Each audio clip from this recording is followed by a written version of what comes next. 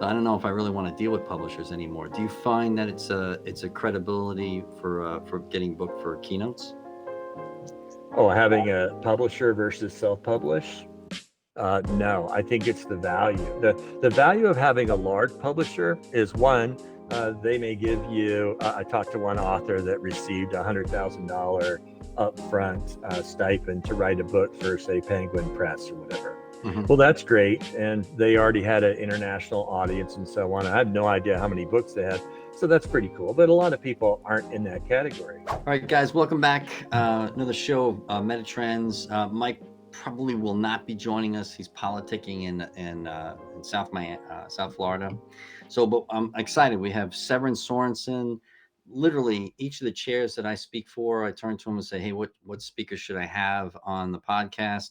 And Severin, your name keeps coming up. So I just want to thank you for your time and welcome to the show. Glad to be here. Thanks for inviting me. Yeah, so I don't really know all that much about you other than you got an unusual name, so it makes it easy to remember. So why don't you give us a little background on what got you to where you are now, and what are you seeing out there in the Vistage universe? Sure. Well, let's talk about Vistage for a minute. I'm a big fan. I've got the trifecta. I was a Vistage member in Washington, D.C. This will carbon date me, but from 99 through 2004. That time I had a low voltage electrical contracting company, access control, CCTV, intercom. We did threat assessments, other things, all security related. While I was a member, I had a Shark Tank moment. I was up in New York. We just designed a wide area surveillance system for the city. We had over 2,000 cameras, and we brought the AutoCAD drawings up, and somebody in the room said, "Good grief, who's going to monitor all these?" And the assistant chief said, "Well, the lame, lazy, and laggards." And I thought, man, there's got to be a better way. And at that point, we'd been designing these wide area systems. We thought there's got to be a market for third-party monitoring. So we went all in, and it changed our business and our stars. And I ended up selling that business at the end of my time being a member. And then I got invited to be a chair. I was a member. Clyde Northrup, great chair, is a friend of mine. In fact, talk about Vistage family. My daughter, Hayden, is now in his key group. And so we've got what goes around comes around. I've got other kids like, when do I get to get in my Vistage group? So I love Vistage for parents of businesses, because it's like having that uncle that your kids will listen to, but they stop listening to you. So I think that's helpful. But anyway, I chaired. I'd actually moved out to Utah. I'm a skier. I love it out there. And so Vistage wanted me to be a chair in DC, but I said, how about Utah? And they said, sure, you want to do that. And so I ended up with 3 groups out there. I had 2 chief executive groups and a key group. It was kind of easy when I started. There were only 5 members at the time in Utah. And so I ended up with 42. Then I helped others become chairs. So when I left active chairing, there were about 105 members and a number of chairs out there. I still really like it. It's just that my life got complicated. I started speaking while I was chairing. One of my topics was executive search. And so that started growing. In 2017, I felt like I'd gone back to work full time again. I swore after I sold my company, I'd never work full time again. And I was up till 2 a.m. working and up at 6. I'm like, this sounds like a job. And so something had to give. And I really enjoyed my Vista experience chairing. But I decided what I would do is I'd keep the speaking, because that was a feeder for the other business. And that has allowed me just to go around and meet lots of different folks. And that was all consistent until, when COVID came. There was lots of pivots and changes. Search died quickly. I needed a pivot. Others needed it. So I added innovation to the speaker topics. I'm also an economist by training, so I put economic outlook presentation in. So that was helpful to kind of stabilize things. And one of the things on the economics we'd looked at, that technology modernity was happening, factory automation, other things. But life changed for me, as so many other people, when ChatGPT was released back on the 30th of November of 2022. And I didn't get my first chance to work with chat until the 11th of December, but it was 8:37 in the morning. I had a profound impact. My first word was, wow. 3 hours in, I was just dumbfounded by what it appeared to know. And I thought, you know what? This is big, and I'm going to pivot, and I'm going to pivot hard. and I put the little mast on my little sailboat up, and I've been riding the tsunami wave of AI. And since that time, I've written 5 books on AI. I help businesses get into it. It is crazy, and the improvements you can do. So it's fun. So this year, I will have given 170 presentations, which is just nuts. I mean, I have to schedule a week of vacation a month just to see my family. Yeah. It's just been that crazy. I've never had anything that had more demand than AI. But anyway, that's my early introduction. How's that? Yeah, that's great. That sounds awesome. Myself, I've had a similar experience with it because this is my first book. It took me a year to write, 3 years, 2 years to edit, and it's only 200 pages long. Oh, Right. yeah. So then I figured out, how to write. So I wrote this book, The Woking Dead. It took me exact same amount of time. Great title, by the way. Thanks so much. It's 600 pages long, and what this is, it's the reasons why we evolved to be so politically divided and what we could do about it. Right. So, but then I got tired of the fact that my first book, despite being the highest rated econometrics book on Amazon for 4 years in a row, so we only had one 4-star ranking, all the rest were 5-star rankings, and but it only sold 2,000 copies. It was like a whoop-de-doo. The mistake I made was the title. Metatrends in the Next Economy is not scary enough. So what I did is I rewrote the book with the help of ChatGPT too, just kind of updated everything, Yeah. all the graphs in it and all that type of stuff. And then I wrote 4 new chapters answering the Bolio brothers challenge about the coming depression and how they're not really accurate about that. And then also Peter Zion's work in The End of the World is Just the Beginning, and where he got little subtle things wrong. So, but then I changed the title to You're Going to Die Unless You Buy This Book. So I've published 2 books in the That's last. an engaging title, by the way. Thanks. And I explained to him in the intro about why I had to lie to him to get him to buy the book, right? Oh, So that's awesome. yeah, so picture I'm writing my 4th book right now, but ChatGPT just makes it so that you can write so much faster. The only thing I'm a little concerned about is, when I first started working with it, it looked like to me like something that students could cheat on their English homework with. It was like that's what the whole thing was. So I see it as something completely different now, but I'm a neophyte with this stuff. And frankly, it's not that I'm a Luddite. I see real value in data. I just don't know how to create the stuff for the most part, because I don't understand technology all that well. Can't type, can't spell. I have no idea what a semicolon is, all that good stuff. But I'm writing things much, much faster as a result of this. So that book took me to rewrite my first one. The first one took a year to write, 2 years to edit. It took me 6 weeks to write the second book, or the second version of Yeah. it, and it took me 2 months to edit it. It's like this. In fact, I've had people approach me saying, "Listen, I need help. I want to write a book." I'm sure you've had those type of offers too. And I said, "Okay, what do you want the book be about?" And they just kind of tell me what it's about. I have ChatGPT write them an entire, table of contents, and then I send it to them like 2 seconds later, and they're like, "Holy crap!" So it's pretty powerful stuff. Yeah, no, it is. Well, thinking about that journey. So, in my first 60 years of life, I've written a number of publications, but I only had one that went bestseller. And that book was called A Talent Palette.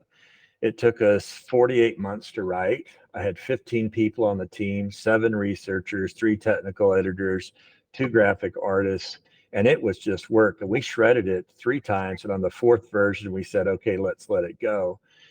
And that was painful. And now with AI, each of my AI books, I'm using typically 3 AI bots and 3 human beings. And in 5 to 6 weeks, I have a bestseller.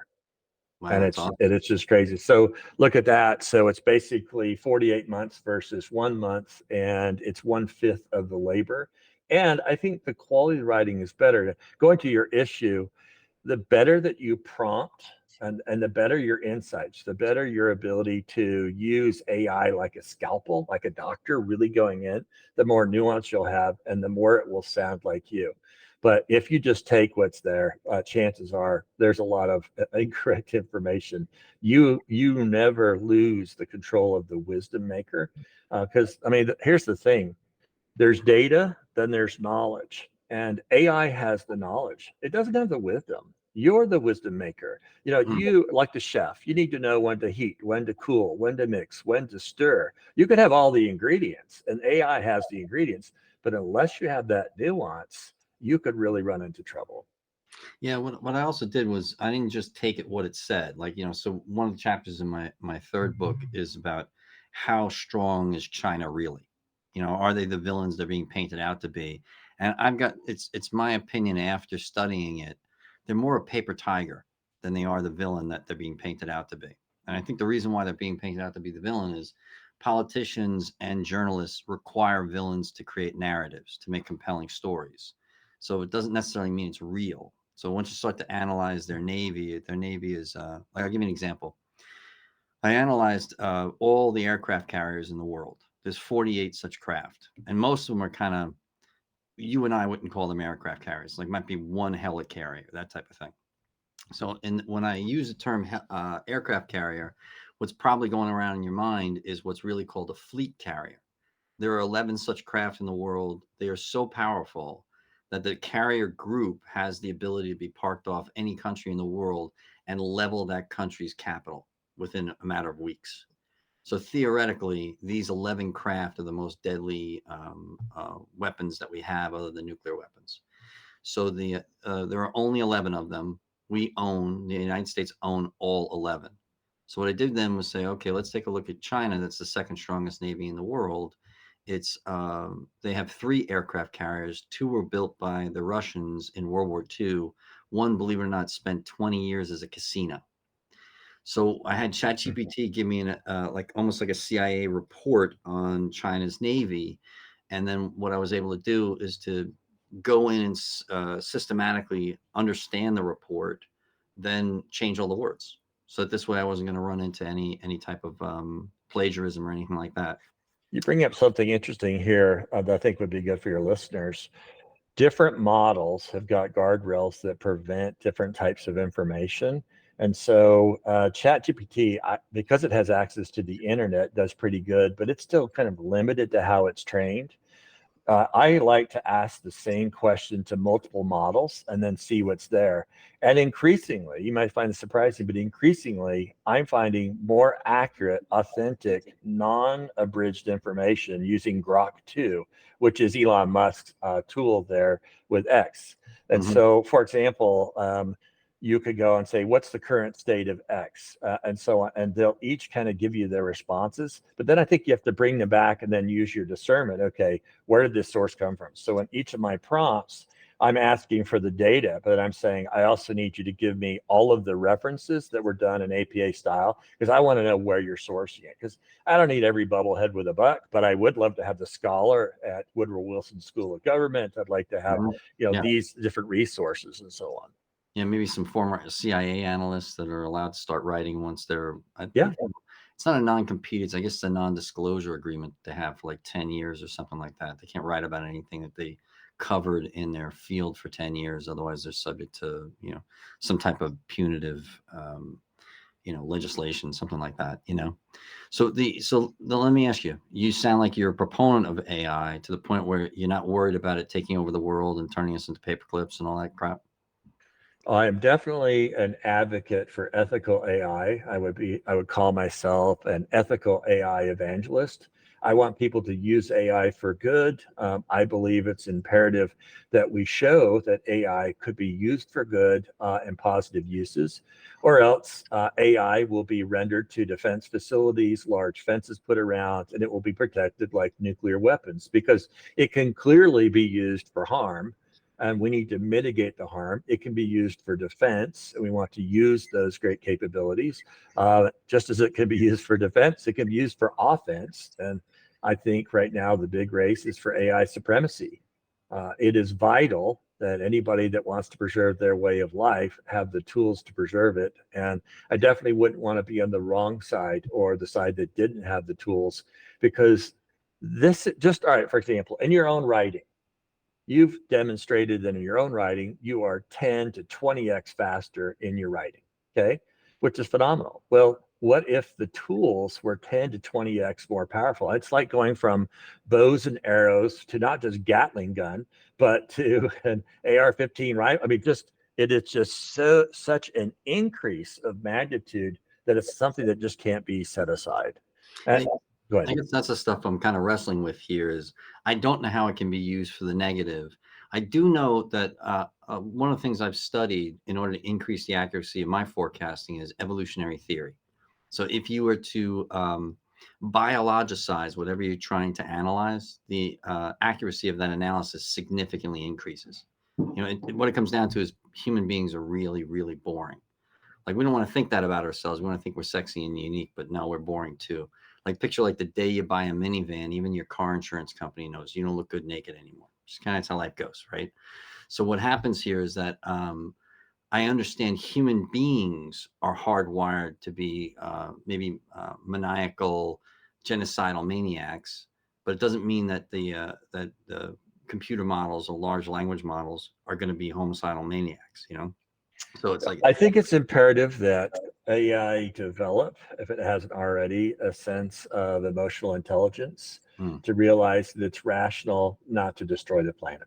All right. mhm, Uh, Down the, or just up the road from you at MIT, it's a professor. His name is Max Tegmark. He's written a powerful book called Life 3.0. He is a professor of AI. And in the first chapter of his book, AI destroys the planet. And then all the other chapters are how to prevent this from happening at every layer within the technology field, as well as regulatory for governments, in order that we can create safety. Because at this point, if there is no ethics that are guiding AI. So, for example, in theory, there's Kant's categorical imperative, which basically is that I should act with such freedom that I don't interfere your freedom, and my freedom ends at your nose. In other words, I don't have the ability to impact you negatively. Well, if we could create ethics with AI such that it wouldn't do harm, it wouldn't seek to harm, and so on, almost like the rules for driving a Tesla, where we need to do it automatically, what to preserve if you get an accident, which life to preserve, and so on. I think this is essential. But if we don't have ethics that go along with AI, then we can have people who are just ruthless, where their issue is, I just need to maximize X, maximize Y. And they can actually program it for their own purposes, where it doesn't have values, it's just doing what it's programmed to do. So, yeah, for example, you could have a bot farm of AI hackers who, hmm, instead of one hacker, they create 1,000 bots that each controls 1,000 bots to just basically go after US businesses and so on. And how do you defend that? Well, you have to have people proactively thinking, well, how would I create an AI bot defense? And hmm. I like companies like CrowdStrike that are actually focused on how do I use AI to help solve in some of these issues. Yeah, it's almost like maybe an AI police department type of a thing. Yeah. So this way you can solve some of the Hobbesian traps, that sort of thing. Yeah, it's fascinating stuff. So what do you see as the latest things going on with Vistage members right now around this? Well, it's interesting. I'm always surprised. So I use a tool, Poll Everywhere. A lot of speakers use that to kind of gauge where people are. And I ask a question: if you could have AI do one thing for you as an assistant, what would it do? And that pulls some interesting things. Help me with email, help me with travel, help me with logistics, help me with project planning, lots of routine things. But then I'm amazed at how many people have had either a bad experience or a blah blah experience with their first tasting, if you will, of AI, and it wasn't that great, and so they have moved on. I'm surprised that AI isn't the most important thing that people are thinking about because of how it's going to change the world. I think of the words of Sundar Pichai. So he was on 60 Minutes in April of 2023, and they asked him, "Oh, is this AI thing overblown?" He goes, "I don't think it's overblown." He said, "In fact, I think when the history of the world is written in the future, AI will have been be deemed to be more important than the discovery of fire or of electricity." Wow, Now that's pretty profound. that's saying something. Well, when you think about it that way, you're like, good grief, what am I doing? What am I working on? Yeah. And so that's why I decided to take such a strong pivot and create a cry. Like, I have no doubt that large companies are going to be able to implement AI. They have budgets, they have focus, they can see the big picture. One of my goals is to help save jobs and create new jobs and allow an opportunity for small to medium-sized businesses to thrive. Hmm. And the way to do that is for them to understand AI, how to create economies of scale, not just to create efficiencies that reduce cost, but to create new revenues for things that weren't possible before AI. So picture presenting for Ed Robinson, who I Yeah, presented for the wonderful guy, by the way. I love him. He's a super individual. Yeah, one of the best, right? So picture, so let me tell you a little story about my relationship with Ed. So picture, this is 16 years ago. He had me come in and speak, and it was one of my first speaking gigs.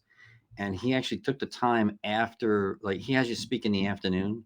So after everyone left, he sat me down and read me all of the responses of all the members. And so what happened was, it was really helpful to me. And then, completely unsolicited, he put it out on Chanet that you need to book this guy. And then I got, like, I went from speaking like maybe 10 times a year to like 45, something like that. Al Stumple did something very similar. And then I went to about 100 times a year, every year. But when I was back in with Ed, he's he's almost resistant for you helping him. He's too busy trying to help you. Like, one of the most collegial people I've ever met in my life. So whenever he needs something, it's just, okay, Mark, I need you to jump. It's how high, right? So I went down to visit him while he had a different speaker speaking, to watch that speaker speak. And then so we got together afterwards, and he talked to me about one of his members is working with AI now. So picture has two members. One does the AI work, the other one needed help. So it was a jeweler. So this was not a gigantic company, right? It was a like a humble position. But what they were able to do is they were able to create an intranet of the employee handbook. So what that did was it made an interactive AI conversation with the employee and whatever questions they have. That saved the higher ups 50 hours a week of not having to answer questions. I mean, what the hell is that worth? That's just one application. No, it's great. You can create GPTs to do just that, or bots for both internal, external use. It's amazing. In fact, one of the first things in prompting is to give the prompt the context of where you're coming from. And if you find you're going to do the same type of activity, like answering a question, you're going to do it more than a dozen or so times, create a GPT for it. Create a custom GPT, put your answers into the content, give it the tone of voice you want to respond. It'll do all the work for you. It's pretty crazy. Yeah, I've seen some wild stuff with it, mainly like through other people's podcasts, seeing about like how they, try to picture like what an angel looks like and make it better, just improve it, improve it, improve it, improve it. It's absolutely fascinating what it can do. And Yeah. I must say, it's a little scary to see what it can do too. What I don't know is how people could actually utilize it to create harm. Maybe like China causing havoc with us, or Russia doing the same thing, along the lines of Well, social you're a good person by nature, so your focus is on good.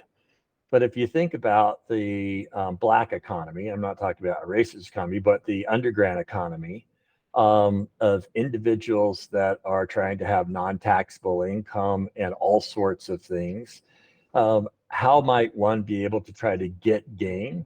It's limitless the ways. And so I think that it will be imperative, just like right now, you can't plug or hook up something to the power grid in the US without having that component be UL Lab certified. Mm-hmm.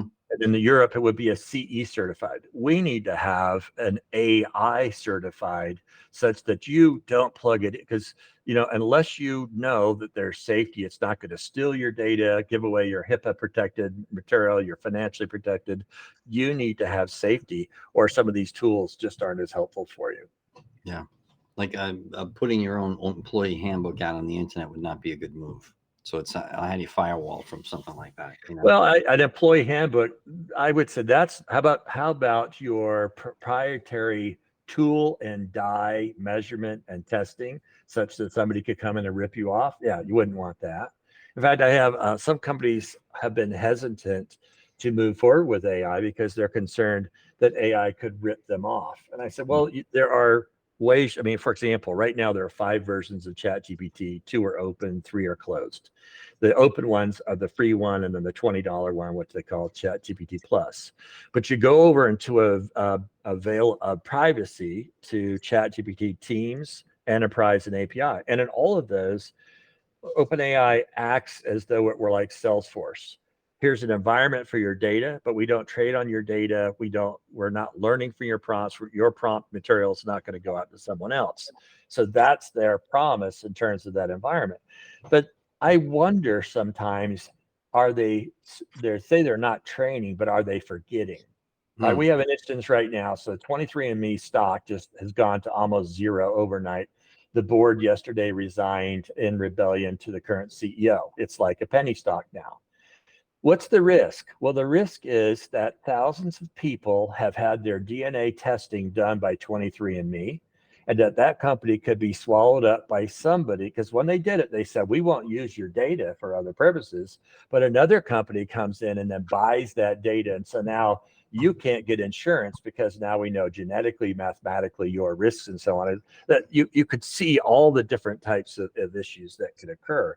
So I think safety is important. So if you're really looking for safety, one that I recommend strongly is Palantir. They're the ones who provide AI for the CIA, State Department, other agencies, tons of companies. And with their business model, it's really keen. You could take your core team for free to Boulder, Colorado for a 5-day boot camp. They have the boot camp every week. And they will train your team for free how to use AI, but with their tools that don't train on your data. It's your data, your warehouse, and it's all about security. Their business is booming because they have hit on this need. Corporations need a way to use AI without being exploited by AI.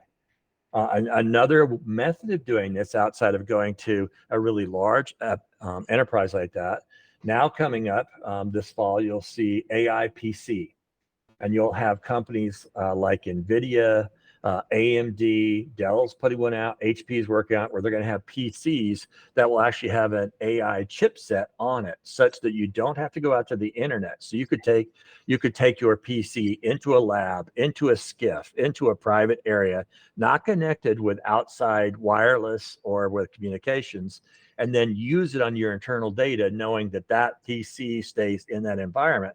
So you get the advantage of AI, but without leaking it to a wider sphere. Wow, that's freaking unbelievable. So cool. It's inspirational. Makes me want to run out and start paying for these services so I can just I've got about 6 more books rattling around in my head, and to be able to crank them out like you're cranking them out would be a real boon. Well, it's kind of fun, but I don't know about you. I don't make a lot of money on the books, but the books get me keynote speaking opportunities and other things and workshops, and that's where the opportunity is. The books are kind of fun. That's kind of like, yep, did that. It's kind of fun to see it in Amazon or whatever. But yeah. Yeah, I agree. It's about a credibility. I'm curious in your case about writing books. It's so incredibly easy to self-publish now. It's like, why even use a publisher?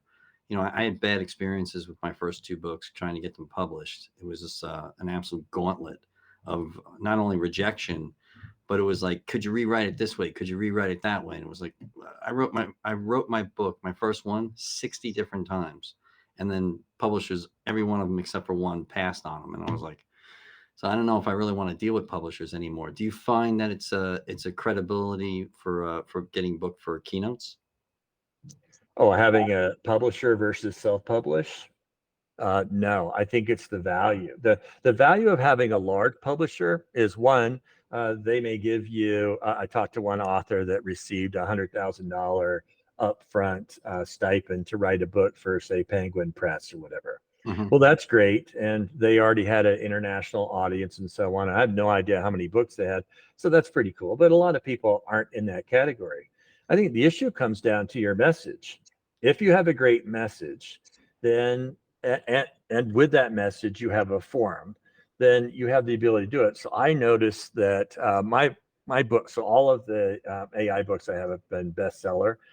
Some of them have been bestseller for 9 days, some 6 days, whatever, but they kind of go up and down and ring the bell. So when I go give a keynote, like I gave a keynote last month and I left the keynote a day later, I noticed it was sitting number 2 in Amazon. So I mean, these events kind of go, but you have to figure out how are you going to market it. So the first month, you're really only competing against all other books that are in your category in that first month. But after that first month, that goes away. You're competing against everything in the category, and to stay present, It's going to be, how are you marketing? How is it resonating? In fact, I had one of the best experiences ever. This week, I go to a Vistage meeting in Seattle, and we're Mhm. sitting there, and I get up for the presentation, and I put up on the slide, oh, by the way, I've written this book. And a guy in the audience said, what? You wrote that book? You're here? And I said, yeah. And he goes, I was looking for a book on AI last year. I went to Amazon. I picked it up. I loved it so much. I bought a couple dozen copies. I given it out to everybody. I can't believe you're here. And I said, well, I'm glad you're here. Here's the second edition. I handed it to him. I thought it was the coolest thing ever. But I mean, that's just kind of a fun thing when the material itself starts to take life. I get these emails every once in a while. Somebody said to me, what you discussed so profoundly impacted me. Within 3 days, my AI capability was 10x what it was before you started. I can't thank you enough. I mean, Yeah, that's pretty cool. yeah, it's happening to me too. Like I can feel it right now, just having this conversation with you. So I'm glad you took the time and shared it with us. Well, thank you for inviting me. Well, is there anything else that you need to say in order to be complete for this? Now, I guess I'll just say one thing. AI isn't just for business. I did write a book called The AI Whisperer Life Hacks. I'm concerned that only businesses will use this and that individuals will not realize how AI can help them throughout their life. So I put together a book called AI Whisper Life Hacks. 100% of the revenue that I receive from Kindle goes to charity. I make my money on business. I'm giving all that other money to charity to help people because I think individuals need to know what they can do to improve their career, to improve their salary, to improve their family lives, to negotiate a better tax return, get a refund for a dispute on their things, to plan their next vacation. And so that was a really fun one. And I would just encourage people, I don't care what you think you knew about AI, all the models have improved. Use a paid model because the training set is much better, and dive in with curiosity once more because you might find it's a lot better than what your first experience is.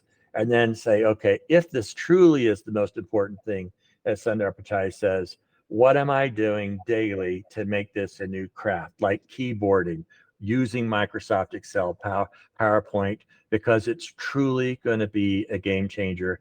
And then obviously be aware of its risks. You got to fact check and so on. But I think that would be an important issue. So I just encourage everybody, wherever you are, just, you know, remember the words of Amelia Earhart.